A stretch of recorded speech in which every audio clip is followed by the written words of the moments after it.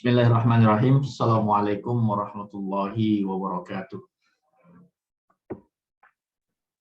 Allahi. Alhamdulillahirabbil alamin. Waalaikumsalam warahmatullahi wabarakatuh. Ya, alhamdulillahirabbil alamin. Alhamdulillahilladzi arsala rasulahu bil huda wa dinil haqq liyuzhirahu 'alad dini kullihi wa kafaa billahi shahida. Asyhadu an la ilaha illallah wahdahu la syarika lah wa asyhadu anna Muhammadan 'abduhu wa rasuluhu la nabiyya ba'da. Allahumma shalli wa sallim wa barik ala sayyidina wa maulana Muhammadin sallallahu alaihi wasallam wa ala alihi wa sahbihi ajmain, amma ba'du. Alhamdulillah, mari kita awali bersama-sama dengan bersyukur kepada Allah Subhanahu wa taala. Alhamdulillah, kesempatan malam hari ini kita masih diberikan oleh Allah Subhanahu wa taala kesempatan, masih diberikan umur, masih diberikan nafas, ya masih diberikan kesempatan untuk beribadah dan bertobat kepada Allah Subhanahu wa taala dan mempersiapkan bekal terbaik kita menghadap Allah Subhanahu wa taala. Mudah-mudahan kita semua mendapatkan taufik Allah dan mendapatkan husnul khatimah insyaallah. Amin ya rabbal alamin. Salam salam pada baginda Rasulullah sallallahu alaihi wasallam, teladan kita, Rasul Agung yang mudah-mudahan kita termasuk umat beliau yang dicintai oleh Nabi kita dan termasuk umat yang akan mendapatkan syafaat nanti di yaumil mahsyar insyaallah. Amin ya rabbal alamin. Alhamdulillah, kembali kita berjumpa di malam hari ini. Kita akan melanjutkan kajian kita tentang kajian kuantum wakaf ya. Dan alhamdulillah di setiap 2 pekan sekali ya kajian ini kita adakan. Tujuannya adalah kita ingin menjadikan bahwa wakaf ini adalah sesuatu yang menjadi gaya hidup kita gitu ya. Karena kenapa? Karena memang pembahasan tentang wakaf ini masih sangat kurang sekali gitu ya. Kalau menurut Badan Wakaf Indonesia setelah disurvei di tahun 2020 itu masyarakat Indonesia yang mengerti, yang memahami tentang wakaf tidak lebih dari 32% seperti itu ya angkanya. Artinya banyak sekali masyarakat kita yang belum dekat dengan wakaf ya, belum memahami pentingnya berwakaf ya. Sekedar tahu, tetapi bagaimana menjadikan wakaf ini sesuatu yang dibutuhkan, sesuatu yang dipersiapkan, sesuatu yang direncanakan ya, itu belum ya. Kenapa?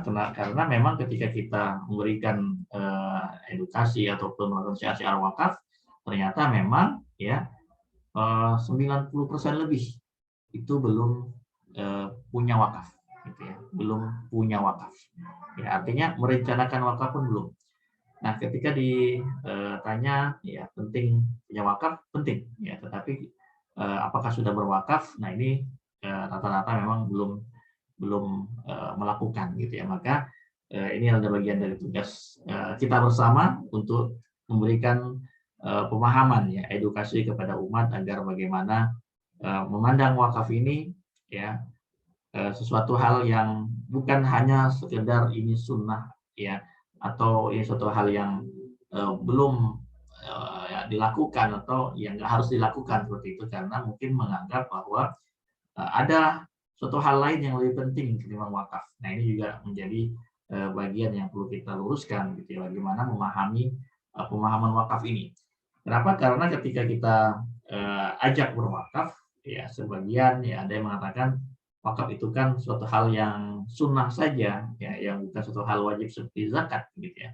Jadi sesuatu hal yang sunnah ya boleh dilakukan, boleh dilakukan gitu. Toh Allah tidak membebani hambanya di luar kemampuan hambanya seperti itu ya. Jadi emang ada ungkapan-ungkapan seperti itu. Nah, untuk itulah tema tentang wakaf ini kita selalu angkat. Kenapa? Agar tumbuh ya semangat dalam diri kita, bagaimana kita memahami kebutuhan tentang wakaf ini ya, kemudian kita memahami sejarahnya ya, bagaimana kekuatan wakaf yang insya Allah malam hari ini kita akan bahas ya, tentang bagaimana peran wakaf ya yang sangat besar sekali dalam kemajuan ya, dalam peradaban Islam ya, dari zaman Rasulullah ya, zaman khilafah, kemudian zaman dinasti-dinasti Umayyah, Abbasiyah dan seterusnya sampai sekarang seperti itu.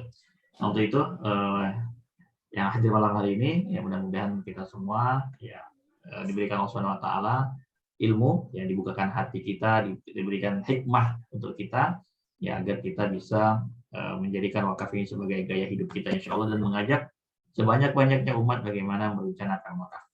Baik, kita masuk ke materi kita. Saya akan share materi kita di malam hari ini.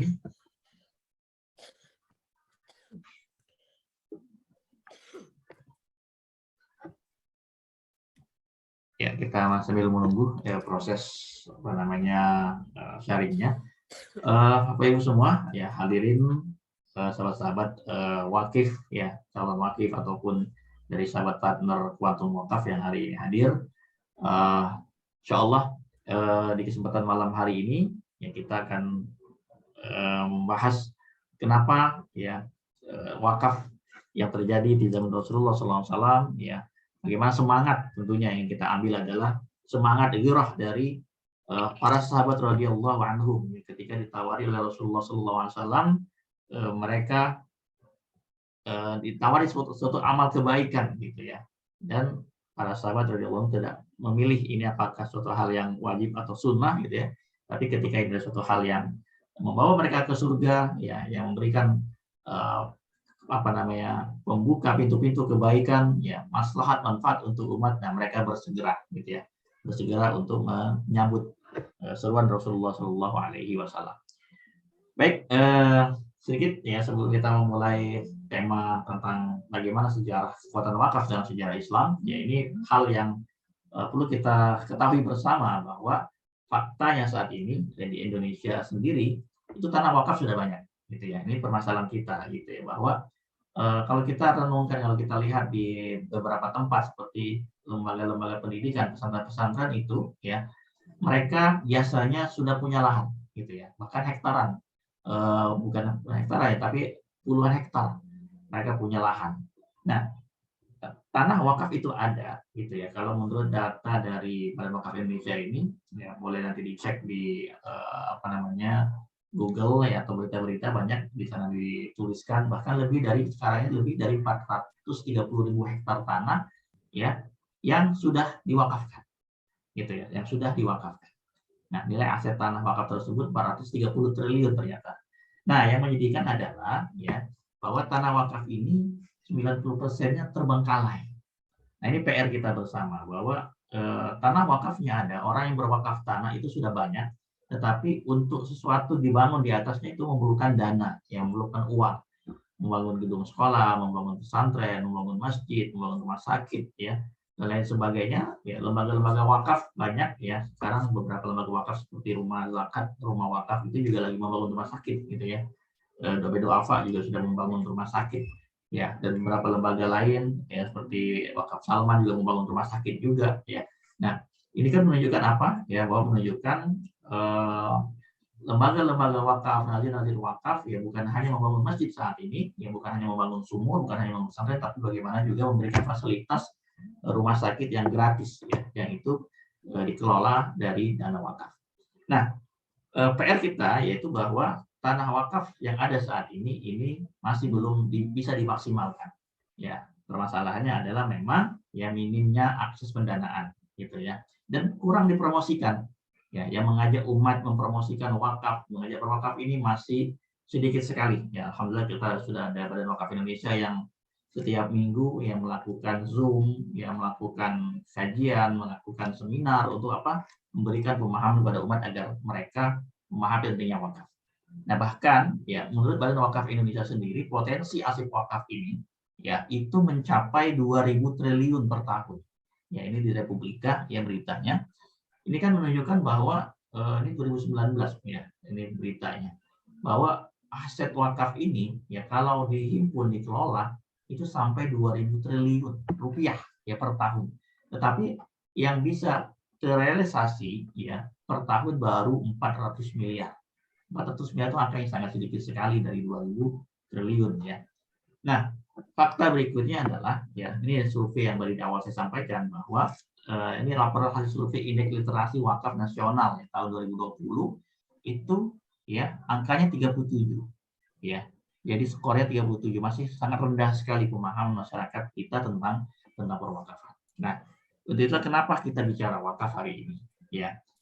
Kenapa setiap orang dan bahkan setiap keluarga penting punya amal jariah wakaf gitu ya. Tadi kalau kita bicara satu sisi adalah sisi bagaimana maslahatnya, manfaatnya untuk umat gitu ya. Nah, sekarang kita akan bicara tentang maslahatnya pentingnya punya wakaf untuk kita secara personal ya, secara pribadi.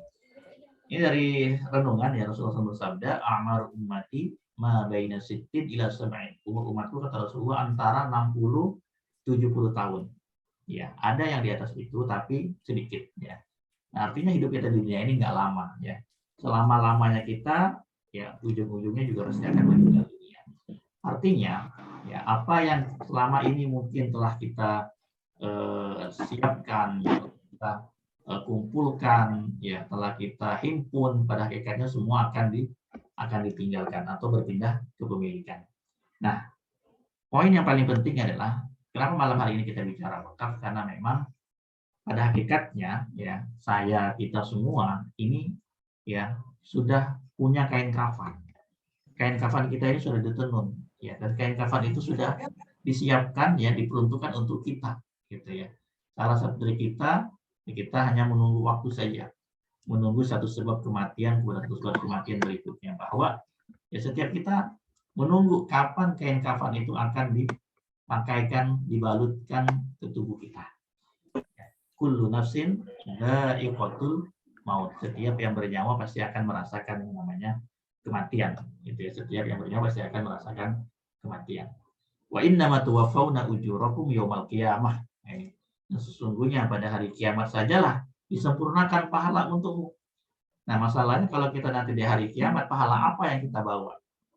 Ya, sholat standar-standar aja, yang mulai mungkin jarang-jarang, baca Al-Quran kita mungkin nggak setiap hari, ya, satu juz atau seterusnya, sholat mungkin melepaskan kewajiban, amal-amal lain, ya mungkin belum ada yang spesial gitu ya.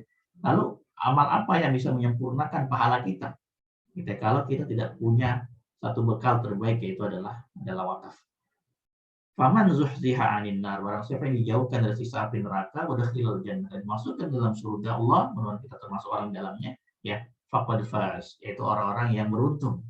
Wa mal hayatud dunya illa mata'ul ghurur, tidaklah kehidupan dunia ini kecuali hanya kesenangan yang memperdaya.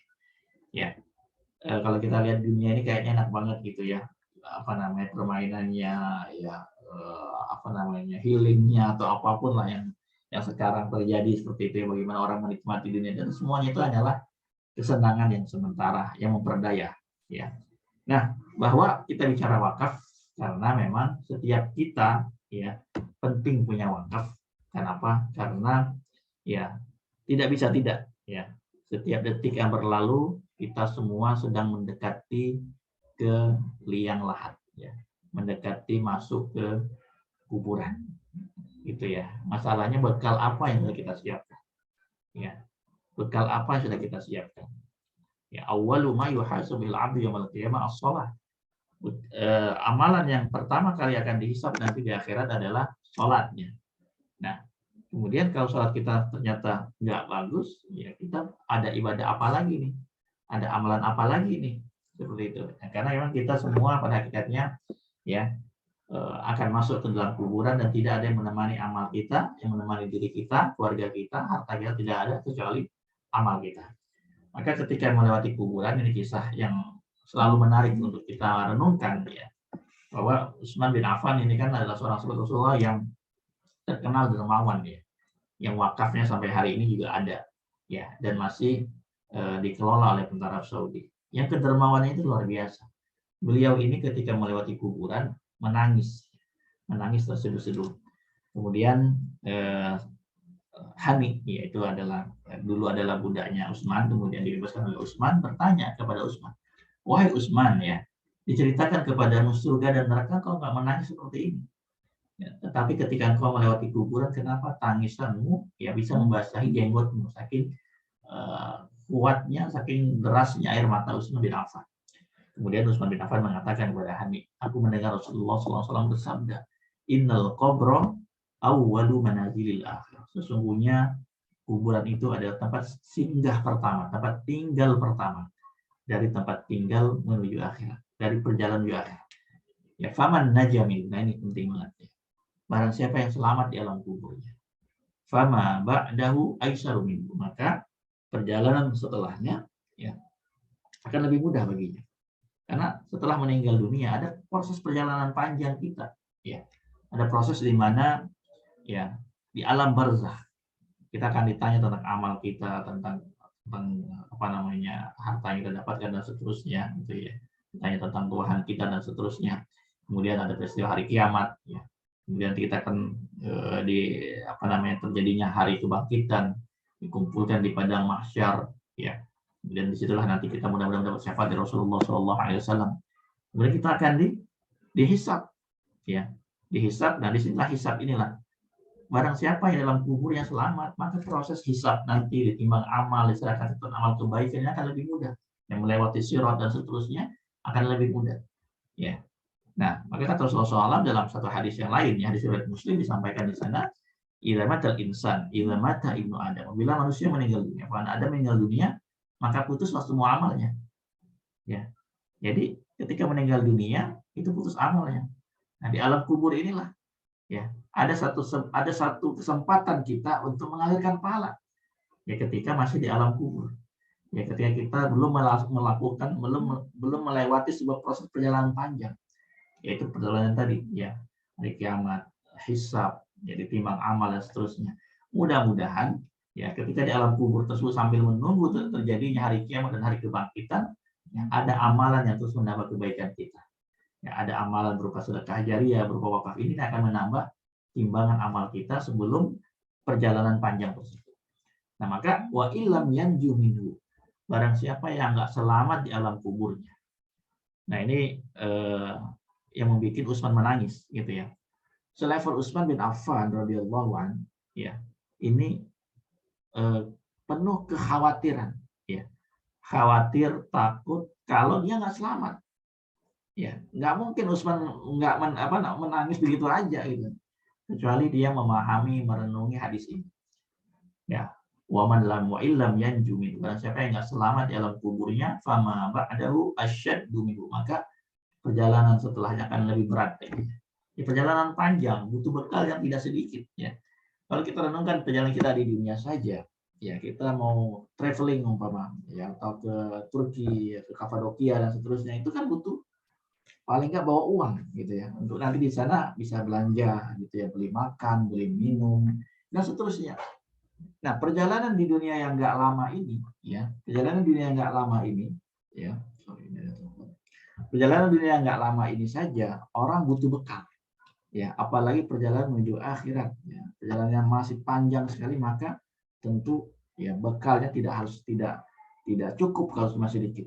Nah, maka kalau kita berpikir menyiapkan akhirat kita dengan sisa harta kita, dengan sisa tenaga kita, ya untuk mempersiapkan bekal yang banyak ini, tentu maka ya susah untuk diungkapkan gitu ya, bahwa kita kayaknya nggak punya bekal apa-apa menghadap Allah Subhanahu wa Ta'ala. Ya, nah ini yang membuat Utsman bin Affan menangis. Kemudian ya Rasulullah SAW dia menyampaikan bahwa Rasulullah juga bersabda ya, innal ma ra'aitu manzaran ya ma ra'aitu manzaran qad illa wal qabru abza'u min. Aku tidak pernah melihat pemandangan yang lebih menakutkan kecuali adalah menakutkannya kuburan gitu ya.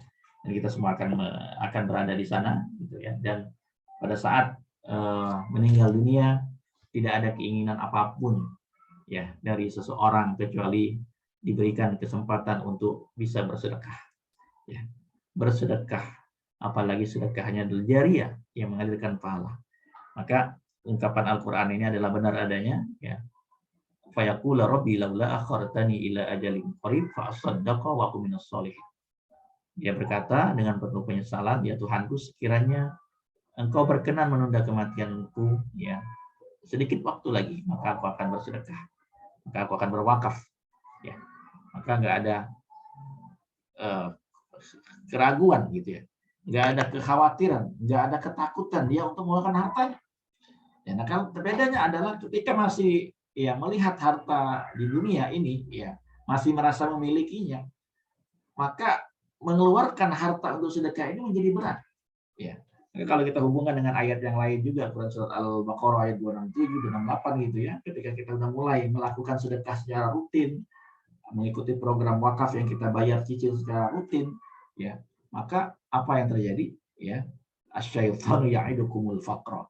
setan mulai menakut-nakuti kalian dengan kemiskinan, dengan kekurangan, ya jangan kau bayar wakafmu, jangan kau bayar sedekahmu, jangan kau keluarkan hartamu untuk berinfak, bersedekah, berwakaf, nanti kamu kurang. Ya, nanti biaya untuk anakmu sekolah bagaimana? Nanti biaya untuk kamu kebutuhan rumah tanggamu bagaimana? Nanti untuk bayar listrik bagaimana? Ditakut-takuti, gitu ya. Tetapi ketika ya sudah kematian berada di pupuk mata, ya, dan kondisi yang telah tidak ada kesempatan lagi, maka keinginan terbesar adalah justru sebaliknya, ya. Justru berapa banyak wakaf sedekah yang ingin diberikan. Nah, inilah pentingnya kita ya memahami tentang perwakafan ini, gitu ya. Sehingga dari sini kita tidak lagi memandang bahwa wakaf itu bisa ditunda, ya, bahwa wakaf itu bisa nanti-nanti saja, bahwa wakaf itu suatu hal yang tidak perlu saya lakukan. Ya, karena kenapa? Karena kita semua butuh bekal amal, kita semua butuh pahala jariah, karena kita semua adalah pendosa, ya, karena kita semua adalah banyak khilafnya, banyak lalainya, ya, kurang ibadahnya. Kita butuh bekal amal yang menambah berat timbangan kita.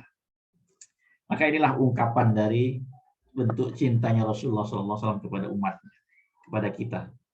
Yaitu apa? Ya, Rasulullah menyampaikan hadis ini kan bukan tanpa sebab, gitu ya, bahwa Rasulullah tahu ya kita ini umat yang ya standar levelnya itu berbeda dengan umat-umat sebelumnya. Ya, kalau umat-umat yang berada di zaman Rasulullah SAW, para sahabat tentu ya semangat ibadahnya pasti lebih tinggi, ya.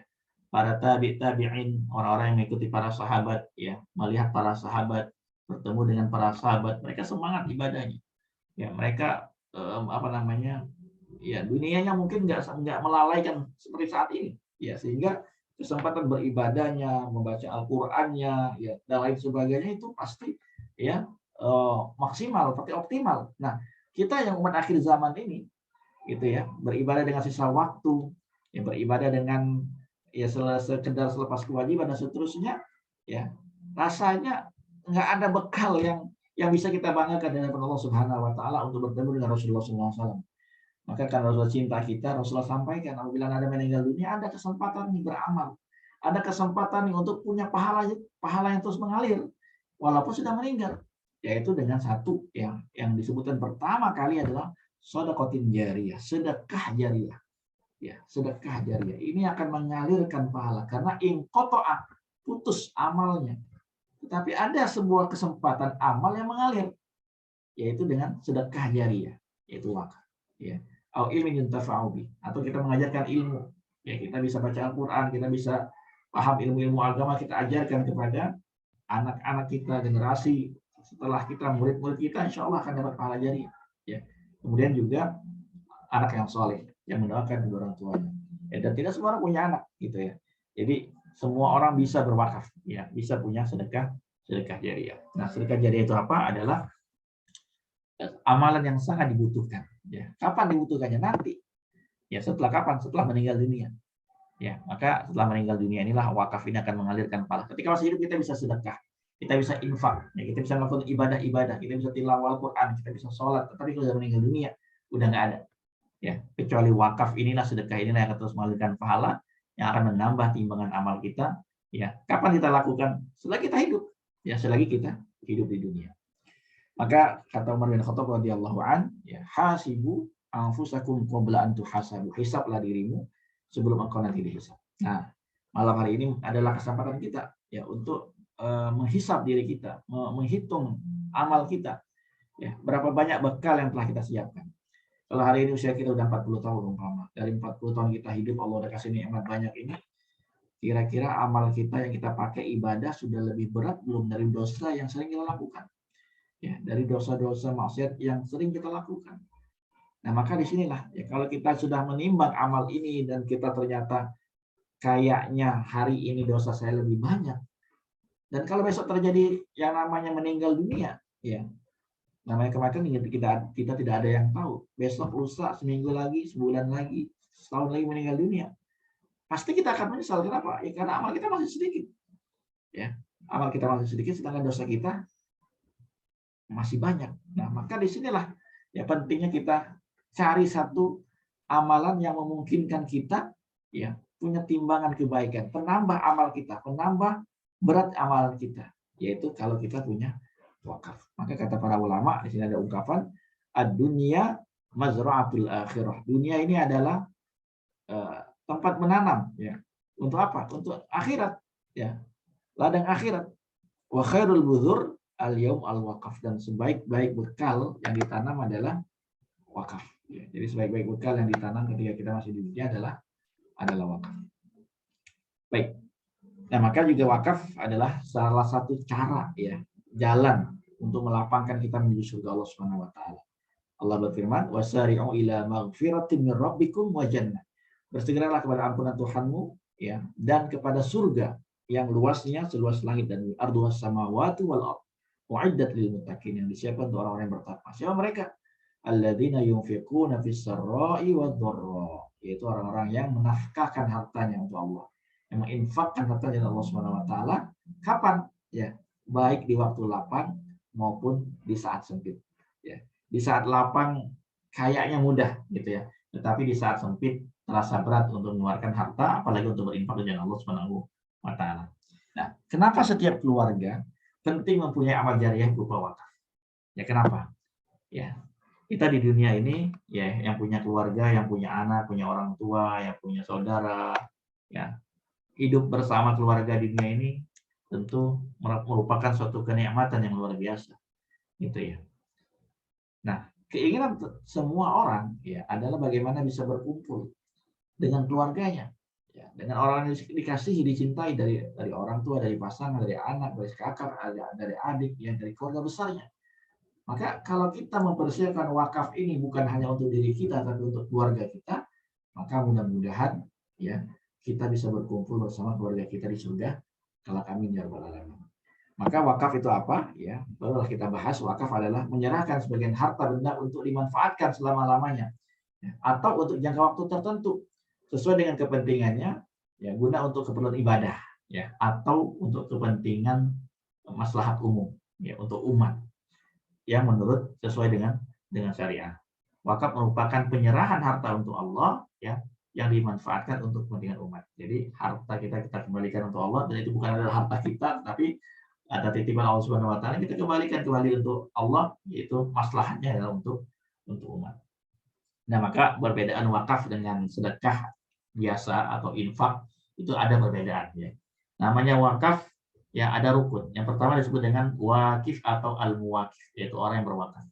Yang kedua namanya mauquf, yaitu harta yang diwakafkan apa? Ya, tanah, dalam bentuk uang, bangunan, dan sebagainya. Kemudian mauquf alaih, ya, yang menerima manfaat wakaf itu siapa nantinya, gitu ya, apakah nanti untuk pendidikan, untuk pesantren, dan seterusnya.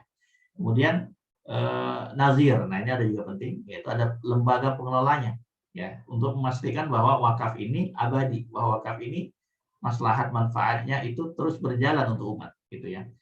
Kemudian ada namanya ikrar wakaf, ini membedakan, ya, bahwa adanya sebuah pernyataan sihot, yaitu sebuah ungkapan baik secara tulisan ataupun secara lisan yang bisa dipahami bahwa apa yang dia lakukan tersebut, ya, diperuntukkan untuk wakaf, ya, peruntukannya untuk apa dan kepada lembaga apa yang mengelolanya. Nah, kita masuk ke materi kita, ya, apa aja, ya, contoh nyata, ya, kekuatan wakaf dalam sejarah Islam. Yang pertama adalah Masjid Nabawi. Ini contoh nyata yang sampai hari ini kita lihat bersama, ya, bahwa Masjid Nabawi ini adalah masjid yang dibangun oleh Rasulullah SAW awalnya, ya, yang mana ketika datang ke Madinah Rasulullah pertama kali membangun Masjid Quba, ya, lama masjid usis alat taqwa min awwali yaumin ahaqqan taquma fi, itu surat Taubah, ya, ayat 109, itu bicara tentang Masjid Quba, ya, masjid yang dibangun pertama kali. Nah, ketika Rasulullah datang ke Madinah, ya, Rasulullah SAW membangun Masjid Quba, kemudian membangun Masjid Nabawi. Nah, Masjid Nabawi ini adalah masjid yang dibangun di atas tanah wakaf, ya. Kenapa tanah wakaf? Karena Rasulullah membeli tanah dari 2 anak yatim, kemudian di atas tanah tersebut Rasulullah bangun masjid, ya. Kemudian diperluas, ya. Para sahabat radhiyallahu anhum pun membebaskan tanahnya, seperti Tolha, seperti Abdurrahman bin Auf, punya tanah di dekat Masjid Nabawi yang dia berikan, ya, untuk apa? Untuk perluasan Masjid Nabawi. Yang artinya di sini menunjukkan bahwa, ya, ajarnya, pahalanya yang diterima oleh Rasulullah sendiri, gitu ya, dan para sahabat radhiyallahu anhum ini luar biasa. Berapa juta kaum muslimin setiap tahun ya yang datang ke Madinah, sholat di Masjid Nabawi, ya itu pahalanya masya Allah, tabarakallah, ya. Nah inilah luar biasa sekali gitu ya. Bagaimana para sahabat melihat ya sesuatu pahala ke depan gitu ya, investasi akhirat ke depan, ya cerdasnya tuh seperti itu, ya kesempatan untuk melakukan amal ya yang sampai akhir zaman mereka menikmati pahalanya. Nah inilah salah satu bentuk nyata ya bahwa kekuatan wakaf dari Rasulullah itu dalam Masjid Nabawi. Ini contoh paling utama gitu ya bahwa inilah wakaf Rasulullah, wakaf para sahabat ya yang dibangun di atasnya adalah Masjid Nabawi yang megah, yang besar, yang orang sholat di sana ada jutaan orang setiap tahunnya. Yang kedua juga tak kalah hebatnya adalah Masjid Kuba. Ya. Masjid ini juga dibangun di tanah wakaf ya, yang dulu adalah tanah tempat penjemuran kurma. Ya, sholat di sini pun punya fadilah seperti mendapatkan fadilah umroh gitu ya. Kalau kita berwudu dari tempat tinggal kita atau dari hotel datang Masjid Kuba kemudian sholat di dalamnya. Ya, karena lalu ke ajril umroh akan mendapatkan pahala fadilahnya seperti fadilah umroh. Ya. Nah, ini contoh kekuatan wakaf yang ada di Madinah pada zaman Rasulullah dan para sahabat. Kemudian juga ya ini juga cerita yang hari ini ya banyak diikuti, yaitu melalui wakaf produktif ya, wakaf perkebunan gitu ya. Yang diawali oleh Umar bin Khattab radhiyallahu an ya ketika masih di Madinah, dia punya tanah di Khaybar. Ya, kemudian bertanya kepada Rasulullah SAW, tanah ini enaknya diapain ya Rasulullah gitu ya. Kemudian Rasulullah mengatakan ya, bilang kau suka ya kau tahan pokok tanah tersebut ya, tanaman di sana ya, kemudian engkau sedekahkan hasilnya. Hasil dari sebut kurma ini engkau sedekahkan. Ya tidak dihibahkan dan tidak diwariskan. Ya inilah bentuk dari contoh wakaf ya di zaman Rasulullah, yaitu pada saat Rasulullah masih hidup, dan ini adalah wakafnya Umar bin Khattab gitu ya.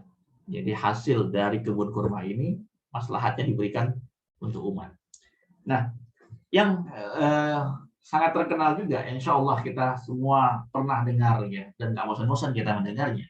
Ya, harusnya menjadi inspirasi kita, harusnya menjadi semangat kita mencontoh Utsman dari wakaf sumurnya Utsman ya, yang ketika di Madinah ya penduduk Madinah kesulitan air ya, dan ada satu sumur milik orang Yahudi yang pada waktu itu airnya cukup banyak ya, dan dijual belikan ya, dibisniskan oleh orang Yahudi ini. Kemudian Rasulullah menyampaikan bahwa siapa yang bisa membebaskan sumur tersebut, Allah akan kasih dia kesempatan masuk surga gitu ya.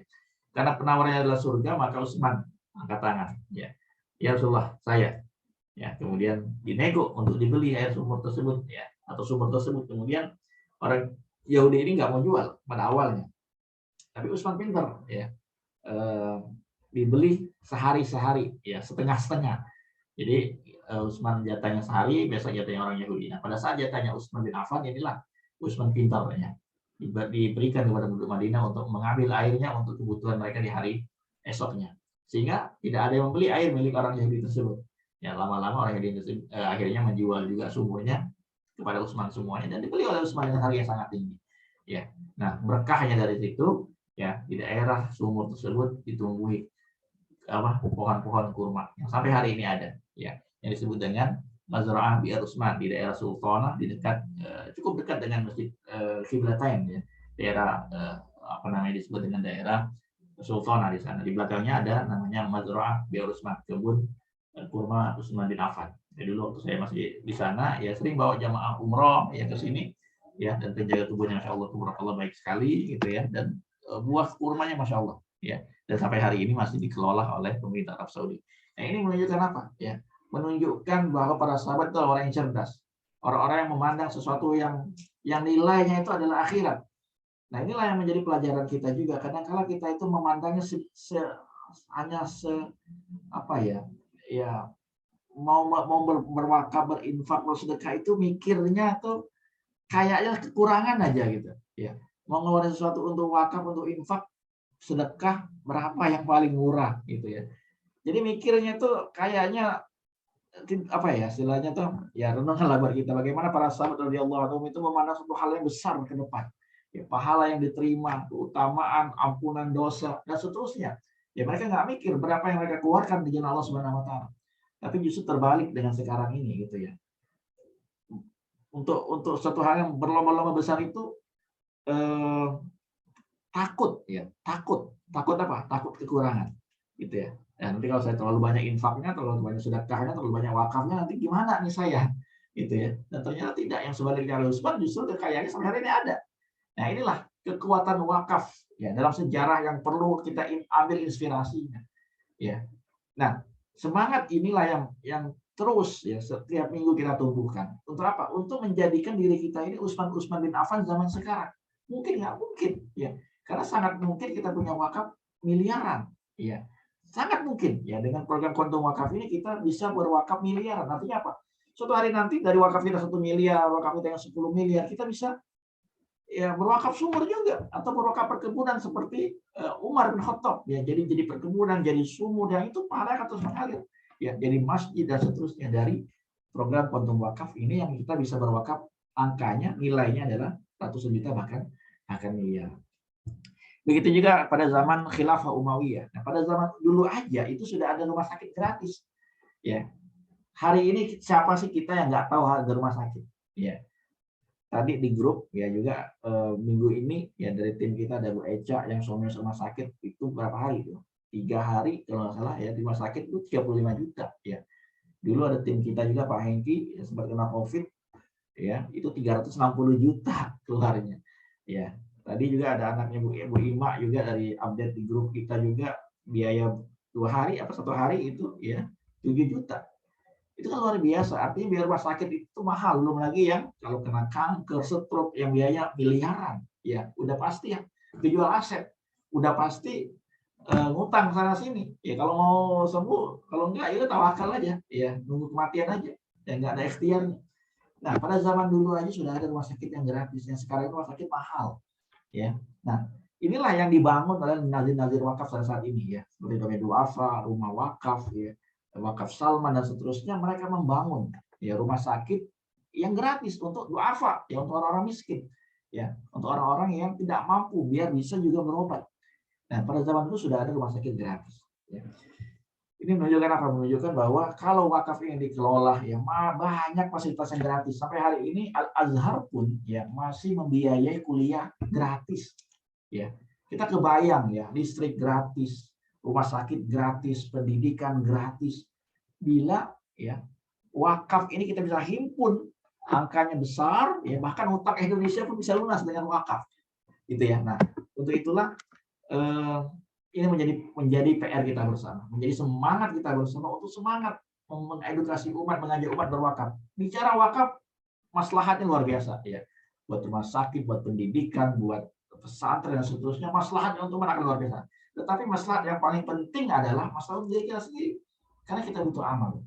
Karena kita butuh timbangan kebaikan yang akan menambah pahala kita ya pada saat kita meninggal dunia. Ya. Nah, ini juga ya, ini contoh kekuatan wakaf juga. Kebayang ya, Masjidil Haram itu dibiayai dari wakaf. Ya, salah satunya ya adalah Tower Abrojul Bait ini, ya, atau orang kenal dengan nama Tower Zamzam ini. Ini kan dibangun di atas tanah wakaf raja, ya, yang anaknya mewakafkan, meniatkan wakaf tanah ini menjadi pahala untuk Raja Abdul Aziz pendiri Kerajaan Arab Saudi. Jadi hasil keuntungan dari hotel ini, ya, nggak diambil. Ya, tapi menjadi wakaf untuk membiayai Masjidil Haram. Ini kan luar biasa. Gitu ya. Dan yang terkenal juga, ya, Syekh Buga, Abdurrahman Al-Hafsi, ya, asal Aceh, ya, beliau pernah emang orang Mekah, kemudian ke Aceh, kemudian balik lagi ke Mekah, gitu ya, dan punya wakaf, ya, tanah yang dia wakafkan tersebut, dia wasiatkan. Di antara wasiat wakafnya adalah, ya, orang-orang asal Aceh yang melaksanakan ibadah haji, ya, mendapatkan bagian dari wakaf ini. Dan sampai hari ini ya haji yang saat ini pun orang Aceh dapat sekitar kalau nggak salah 7 juta per orang gitu ya. Allah kalau salah silakan dicek beritanya kan beliau akan naik gitu ya. Dan total pada waktu 2 atau 3 tahun yang lalu saja, mungkin 3 sampai 4 tahun yang lalu itu sudah 5,2 triliun rupiah hasil wakafnya. Nah, kita nggak tahu nih sekarang ya, ini akan pasti tentunya akan bertambah lagi. Nah, orang-orang yang cerdas itu yang kayak gini gitu ya. Mewakafkan sesuatu di jalan Allah ya hasilnya sampai hari ini masih bisa dinikmati oleh umat-umat yang akan datang. Kebayang kita kalau kita menjadi Syebuga kedua, Syebuga ketiga, ya, Syebuga keempat, yang punya wakaf juga kayak gini. Ya, maslahat manfaatnya kita berikan dari 10 miliar wakaf kita, dari 500 miliar wakaf kita, dari 1 triliun wakaf kita, ya, itu akan berdampak suatu hari nanti, ya, untuk pesantren-pesantren, untuk pendidikan, ya, untuk rumah sakit, ya, dan seterusnya.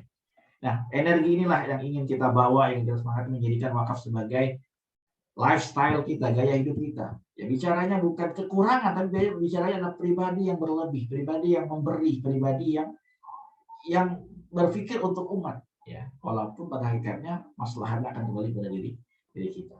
Nah, pengen ya sih pertanyaan berikutnya, ya.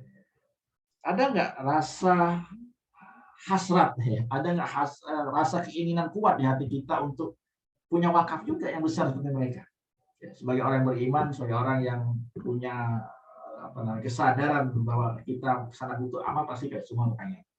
Oke, kalau hari ini kita ajak yuk berwakaf 1 miliar, gimana kira-kira? Ya, setiap orang yang hadir hari ini seperti ini ada namanya Pak Ananda Syaputra, mungkin ya, Bu Erita Samsudin, ayo wakaf 1 miliar yuk. Siapa lagi saya mau panggil sini ya, kira-kira namanya yang agak baru ini, Pak Helmi, ayo wakaf 1 miliar mungkin. Bu Haja Yusnawati, ayo wakaf 1 miliar. Ya, Pak Haji Muhammad Asif Munawar, ya, ayo wakaf 1 miliar. Ya, Ibu Lia sudah wakaf 1 miliar. Ya, siapa lagi? Bu Mai, ayo Bu Mai wakaf 1 miliar. Ya, Bu Nia, ayo wakaf 1 miliar. Ya, Pak Nopas, ayo wakaf 1 miliar. Ya, ya, Bu Umi Bilkis, ayo wakaf 1 miliar. Bu Yeni, ayo wakaf 1 miliar. Banyak ya. Hadir malam hari ini. Kita wakaf 1 miliar. Ya, untuk kita bangun masjid, rumah sakit, pesantren, sekolah dan sebagainya. Nah, kira-kira ada nggak jawaban dari yang saya sebutkan tadi di atas, yang nama-nama tadi saya panggil, ungkapan seperti ini? Aduh, belum deh, belum ada duitnya, ya, belum kebayang. Iya, gimana mewakaf itu yang memang nggak punya 1 miliar. Iya, ya. Atau menganggap ini belum kepikiran gitu, 1 miliar belum kepikiran gitu ya, belum mampu, belum penting gitu. Nah, tenang gitu ya, ada solusinya. Gitu. Ini rata-rata sebagian besar akan punya pikiran seperti ini karena pada awalnya gitu ya. Nah, pun pertanyaan keduanya adalah kalau memang kita sudah punya uangnya, tadi anggaplah kita belum punya uangnya, sekarang kita sudah punya uangnya 500 juta. Kira-kira mau nggak langsung semua diwakafin? Ya, semuanya 500 juta nih dari rekening dari deposito ke Insya Allah Ustadz, sedikit-sedikit. Ya, sedikit-sedikit jadi bukit. Amin. Insya Allah. Bagus Ustadz, kita mendukung. Ya, alhamdulillah ya, luar biasa. Nah, 500 juta ini semua diwakafin. Gitu ya. Amin, mudah-mudahan bisa ya diwakafin. Tapi kalau uangnya belum ada juga, Mama, ya. Berarti kan kita harus 10, 25.000, 50.000. Iya, dicicil boleh ya. Ya, Ustaz, ya. Boleh ya.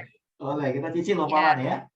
Oke, kita cicil, Mama, per hari 25.000 gitu ya. Nanti sebulan kita bisa 1 juta lah, anggaplah 1 juta sebulan ya. Oke, begini. Nah, cara pertama mungkin cara mencicil ya. Kita cicil wakaf kita 1 juta sebulan. Bulan pertama 1 juta, bulan kedua 1 juta, bulan ketiga 1 juta, bulan keempat 1 juta, bulan kelima 1 juta, bulan ke-500 1 juta. Setelah 500 bulan dikali 1 juta berarti 500 juta. Benar ya? 500 bulan dikali 1 juta 500 juta. Plus lah. Istilahnya anggaplah ada keuntungan investasinya, anggaplah seperti itu ya. Berarti kita butuh waktu 41 tahun 6 bulan. Ya. Nah, kalau hari ini umur kita sudah 40 tahun, 50 tahun, berarti kan kita baru bisa terkumpul 400 juta, 500 juta itu di usia 80, usia 90, usia 100 tahun bahkan. Nah, masalahnya adalah ya kita nggak tahu kapan kematian datang kepada kita. Seperti yang saya sampaikan di awal tadi, ya kematian akan datang kepada kita pada saat kita mungkin belum bisa berwakaf 500 juta. Nah, gimana nih solusinya? Ya, tanah wakaf yang tadi kita ceritakan di awal bisa dimaksimalkan dan kita bisa berwakaf dalam jumlah besar dengan cara mudah. Nah, maka ini ada caranya namanya cara kuantum. Ya, berwakaf dengan cara kuantum ini adalah berwakaf dengan cara cerdas, mudah, ya, terencana, ya, dan pasti. Ya, nilai 1 miliarnya pasti akan bisa menjadi wakaf kita. Ya. Nah, ada namanya program Reflo Syariah Arisya namanya. Ini program wakafnya. Ya. Cara kuantum ini kita bulan pertama juga anggaplah bisa 1 juta, ya 1 juta bulan pertama, atau 2 juta atau 3 terserah, anggaplah minimal 1 juta, ya. Ya di bawah itu juga bisa sebenarnya. Nah, dengan wakaf 1 juta sebulan ini, dengan program yang kita ikuti ini, kita bisa langsung namanya melakukan ikrar wakaf. Ya, melakukan sebuah proses rukun wakaf, yaitu ikrar wakaf, janji wakaf wasiat, ya, dengan menentukan nazir wakaf yang kita inginkan. Contoh di sini ada nazir wakafnya, ada Al-Azhar, ya, wakaf domain duafa, wakaf rumah wakaf, penerimaan zakat, ya, wakaf inisiatif wakaf, kemudian ada wakaf lembaga wakaf yatim mandiri, ya, ini disebut dengan badan wakaf mandiri, ada lembaga wakaf IKADI. Ya, kemudian juga ada lembaga wakaf Kampung Maghfirah dan ada lembaga wakaf Yates. Nah, kita boleh terserah mau program masjid ke lembaga IKADI, mau program pesantren mungkin bisa ke Kampung Maghfirah, mungkin mau buat sumur bisa ke inisiatif wakaf, rumah sakit bisa ke lembaga duafa, pendidikan bisa ke Al-Azhar, mungkin buat anak yatim bisa ke yatim mandiri, ya buat rumah tahfidz bisa ke Yakesma, ya buat wakaf produktif dan rumah sakit bisa ke rumah wakaf, bisa kita tentukan ya. Kita bisa menentukan nazir wakaf kita. Nah, tugas kita adalah setiap bulan kita lakukan pembayaran iuran tabaruknya saja. Ya, bulan kedua 1 juta, bulan ketiga 1 juta, bulan keempat kita nggak tahu. Ya, ajal menjemput. Ya, idza jaa ajaluhum la yastakhiruna sa'ah wa la yastaqdimun. Apabila ajal telah datang, tidak bisa ditunda, tidak bisa dipercepat. Kematian datang, anggaplah contoh. Ya, contoh saja ini, baru 4 bulan, baru 5 bulan, baru setahun, bahkan baru 1 bulan. Lah, berarti wakaf kita baru 3 juta dong. Tidak, ya. Dengan program namanya Alisha ini wakaf kita senilai yang 500 juta. Ya, walaupun kita baru ikut 3 bulan. Kok bisa-bisa?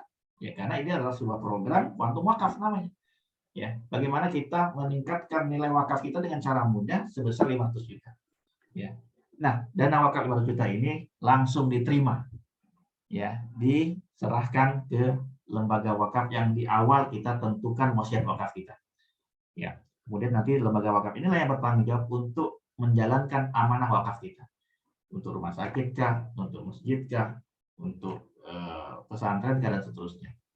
Nah, contoh di sini di IKADI. Ya, ini lembaga wakaf IKADI membangun masjid di seluruh tanah air. Ya, membangun masjid 1000 masjid. Nah, maka akan dibangunkan masjid atas nama kita yang berwakaf tadi. Ya, sebesar 500 juta masjidnya. Nah, maka ya, masjid ini selain dibangun atas nama kita, juga disiapkan imamnya, khatibnya, kajiannya, sehingga masjid kita makmur, ya. Sehingga kita merokok masjid itu punya pahala karena masjidnya dikelola, ya, dibina pengajiannya, diimami dan seterusnya, sehingga masjid yang dibangun ini makmur, ya. Nah, contoh ini, ya, ini ada namanya Ibu Teresia Amelia Arsil, ya. Jadi saya ceritakan ini berwakaf ke IKADI sebesar 450 juta. Ya, ini luar biasa. Ya, ada nilai 550 juta buat ahli warisnya, buat anaknya. Ya, kemudian juga ini ada Pak Hengki, ya, Pak Hengki Napot Arsil juga berwakaf 500 juta ke dalam lembaga IKADI untuk bangun masjid dan sumur. Ya. Kemudian ini ada Ibu Lia, ya, Ibu Lia Nurmalia yang hari ini sepertinya di Zoom saya lihat namanya ada, ya. Ini alhamdulillah sudah berwakaf 1 miliar nih. Luar biasa Ibu Lia, ya. Dan Allah bukakan kebaikan demi kebaikan berikutnya. Ini berwakafnya 1 miliar loh. Bisa nggak? Bisa. Jadi dengan program wakaf ini, Bu Lia ini ikut program yang 2 miliar 250 juta nilainya. Ya. Tapi yang diwakafkan 45%. Ya, yaitu 1 miliar yang diwakafkan. Ya. Ini juga ada Ibu Nuraini Oktavia, ya, berwakafnya ke lembaga Maghfirah, ya, pesantren Maghfirah yang ada di Caringin Bogor, wakaf pendidikan dan dakwah ini sebesar 500 juta. Kemudian ada Pak Kasmen juga, jamaahnya Maghfirah juga wakafnya 400 juta. Ada Ibu Yuli juga, ini anaknya sekolah di pesantrennya Maghfirah sana, ya, dan ditinggal suaminya juga berwakaf juga 300 juta. Ya. Ini ada Pak Irfan, wakafnya 1 miliar. Bisa nggak? Bisa kan? Nah, kemudian juga ini Ibu Ratna, ya, Bu Dokter, ini wakafnya juga 1 miliar. Ya, nilai yang dibuat ada 2 miliar 250 juta, tapi yang wakaf 1 miliar. Banyak nggak? Banyak. Nah, ini salah satu contoh, kalau saya tampilkan semua nggak habis waktu kita malam ini, ya. Tapi tadi beberapa gambaran saja, artinya sudah banyak sekali angka yang sudah kita himpun, sekitar 40 miliaran di Maghfirah, 20 miliaran sekian lah di IKADI gitu, ya. Dan lembaga-lembaga wakaf yang lain sudah banyak sekali datanya. Nah, Ustadz Yusuf ini salah satu direktur dari lembaga wakaf inisiatif wakaf yang menerima dana wakaf, ya, yang diterima dari ahli waris. Ini suaminya meninggal, ibu ini, dan anak sulungnya datang memberikan wakafnya kepada lembaga wakaf inisiatif wakaf untuk apa? Untuk wakaf pembebasan lahan pesantren, ya, dan juga wakaf sumur. Ya. Nah, ini juga di Kampung Maghfirah juga sudah ada juga yang diserahkan wakafnya karena meninggal dunia juga baru 3 bulan benar nih. Ya, Pak Agus Gunawan almarhum ya. Itu program yang 500 juta yang diwakafkan sebesar 100 juta ya kepada Yayasan Kampung Maghfirah Yayasan Harta. Nah, kenapa berwakaf melalui program kuantum ini? Apa aja istimewanya? Pertama begini ya. Kalau kita sudah punya perencanaan wakaf sejak hari ini, kapanpun dipanggil Allah kita meninggal dunia, kita lebih tenang dalam bekerja, dalam beribadah. Kenapa? Ya, wakafnya sudah kita wasiatkan, sudah kita siapin. Kapanpun meninggal dunia, ya namanya ajal kita nggak ada yang tahu. Paling enggak suatu hari nanti nilai wakaf kita akan diterima oleh lembaga. Gitu ya. Yang kedua, kita nggak harus dananya 1 miliar sekarang. Gitu ya. Kita sih bisa 1 juta, bisa 2 juta per bulan ya, dengan ikut program wakaf sesuai dengan keinginan kita. Jadi nggak harus langsung 1 miliar. Nah, bisa dicicil programnya. Yang ketiga, kita bisa bantu orang juga dengan ta'awun di sini. Contoh ya, ada orang yang meninggal duluan kayak tadi. Nah, kita kan sudah membantu dia juga dengan dana tabaruk yang kita himpun tersebut.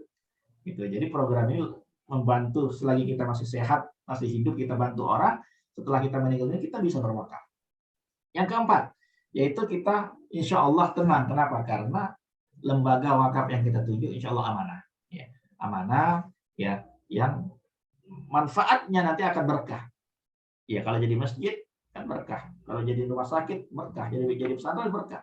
Ya, insya Allah dikelola dengan amanah oleh lembaga wakaf tersebut. Nah, yang poin kelimanya juga adalah selain ada wakaf juga ada warisan. Ya, karena selain memberikan juga wakaf, program ini juga memberikan juga warisan. Karena fatwanya seperti itu, dalam fatwa Dewan Syariah Nasionalnya tidak boleh 100% menjadi wakaf.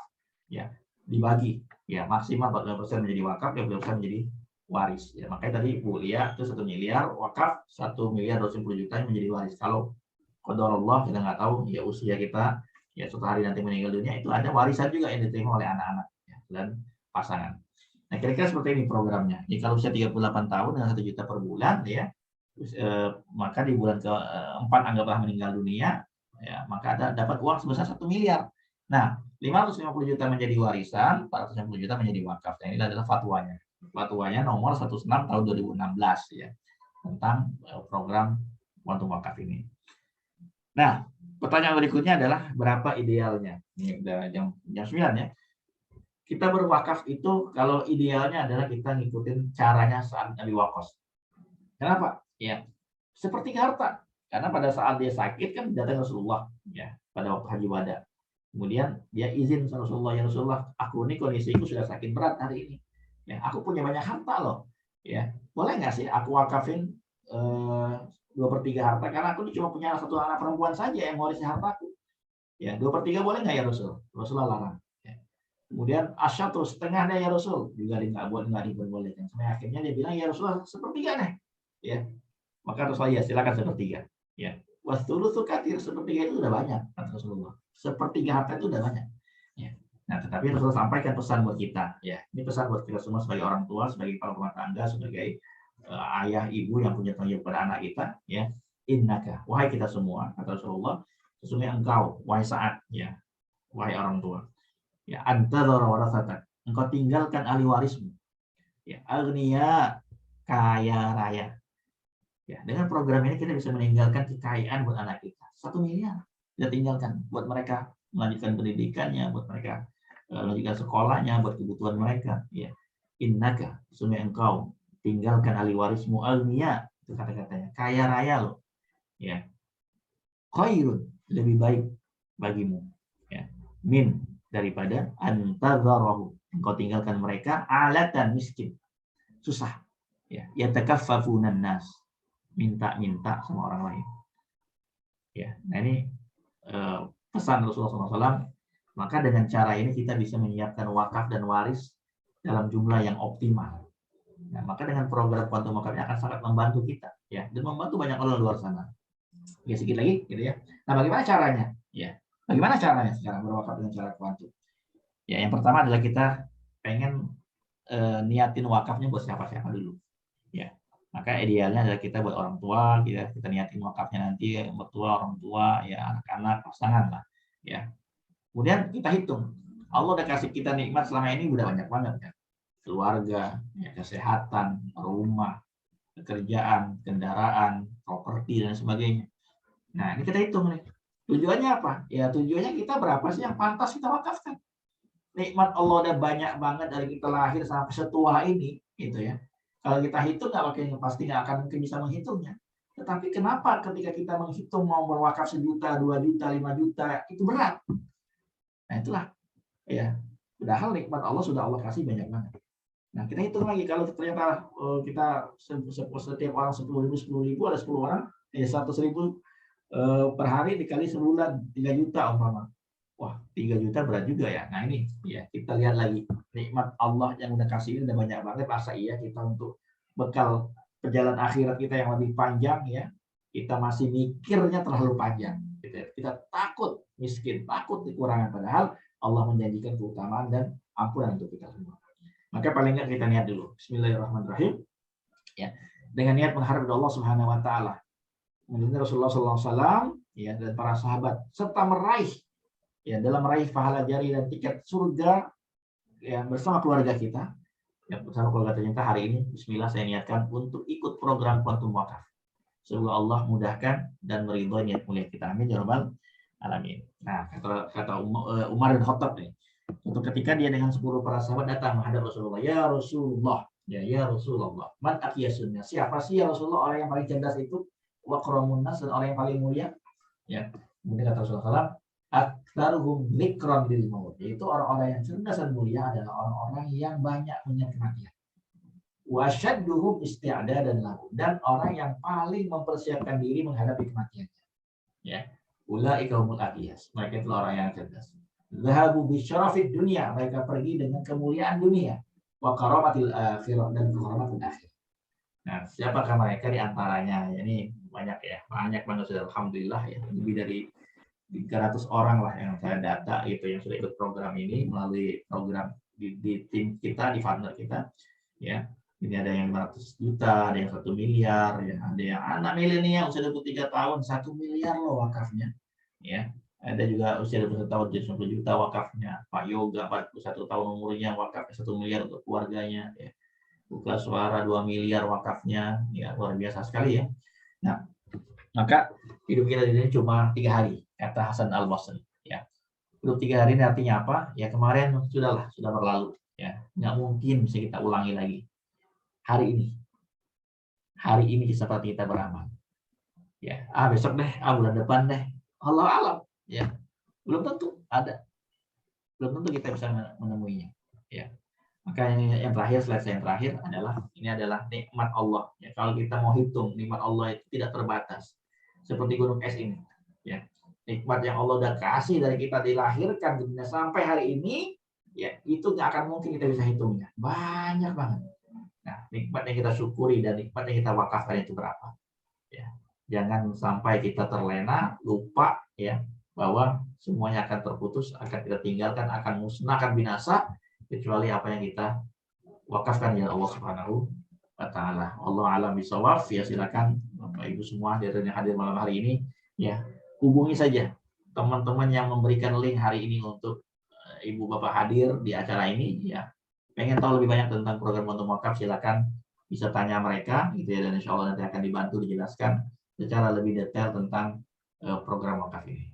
Wallahu a'lam bishawab ya. Saya rasa itu dari kami ya, mohon maaf segala kekurangan, mudah-mudahan kita mendapatkan taufik dari Allah Subhanahu wa Ta'ala. Yu'til hikmata man yasha wa man yu'tal hikmata faqad utiya khairan katsira ya. Ini ayat yang di atasnya itu bicara tentang infak ya, tentang menafkahkan dari Allah Subhanahu wa Ta'ala. Ada ayat di bawahnya ya, yu'til hikmata man yasha. Hubungannya adalah hanya orang-orang yang mendapat hikmah dari Allah Subhanahu wa Ta'ala lah yang dibukakan hatinya ya untuk berwakaf ya, untuk menafkahkan hartanya di jalan Allah Subhanahu wa Ta'ala.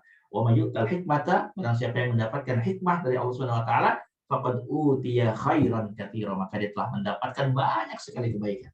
Mudah-mudahan kita termasuk orang-orang yang Allah pilih mendapatkan banyak kebaikan ya, keberkahan hidup kita, kesehatan kehidupan kita, dan ya kita husnul khotimah insyaallah. Amin ya rabbal alamin. Wassalamualaikum warahmatullahi wabarakatuh. Waalaikumsalam warahmatullahi wabarakatuh. Ada nomor HP-nya ya Ustadz? Ibu dapat link dari mana? Nggak tahu tuh, datang sendiri. Masya Allah. Ibu hubungi yang mengundang ya. Ibu yang dapat link itu Ibu Japri WA nanti tanyakan ya, insya Allah nanti kita akan jelaskan langsung insya Allah. Ya, wassalamualaikum warahmatullahi wabarakatuh. Ya baik Ustaz. Terima kasih.